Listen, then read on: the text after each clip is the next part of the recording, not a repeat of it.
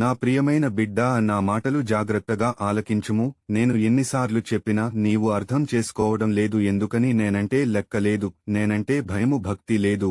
నీవు ఇలాగే ఉంటే పరలోక రాజ్యము నీవు రావడానికి చాలా కష్టం అవుతాదని నీకు అన్ని విషయాలు ముందుగానే చెప్పాను. అయినా నీవు అర్థం చేసుకోవడం లేదు. ఇప్పటికైనా పర్వాలేదు, నేను చెప్పే మాట జాగ్రత్తగా ఆలకించుము. నీవు ఆదివారం గాని వాస దినాల్లో గాని సార్లు కూటాలకు గాని నీవు వచ్చినప్పుడు మరియు నా మందిరానికి వచ్చినప్పుడు నీ ప్రవర్తన ఎలా ఉందో ఎప్పుడైనా ఆలోచించావా?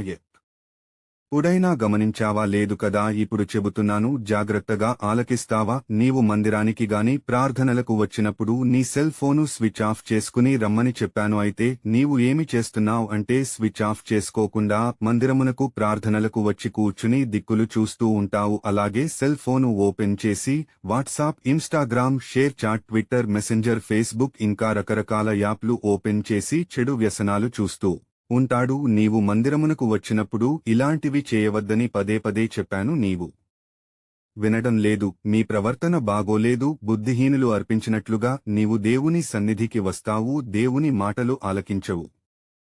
దుర్మార్గు పనులు చేస్తూ ఉంటావు. వాళ్లతోటి వీళ్లతోటి మాట్లాడుతుంటారు. నా బిడ్డగా నీకు తగదని చెప్పాను. నీవు మారతావని, నీకు హృదయ పరివర్తన కలిగి జీవిస్తావని చూస్తున్నాను. అయినా నీలో మార్పు రాలేదు. ఇలా ఉంటే నీవు పరలోక రాజ్యమునకు రావు, నరకానికి వెడతావు. కాబట్టి ఇకనైనా మార్పు చెంది హృదయ పరివర్తన కలిగి బాగుపడతావని నేను మరొకసారి హెచ్చరిస్తున్నాను, గద్దిస్తున్నాను. బైబిల్ వాక్యములు చదువు. ప్రసంగి గ్రంథము 5వ అధ్యాయము. నీవు దేవుని మందిరమునకు పోవునప్పుడు నీ ప్రవర్తన జాగ్రత్తగా చూసుకోనుము. బుద్ధిహీనులు అర్పించినట్లుగా బలి అర్పించుట కంటే సమీపించి ఆలకించుట శ్రేష్టము. వారు తెలియకయే దుర్మార్గపు పనులు చేయదు.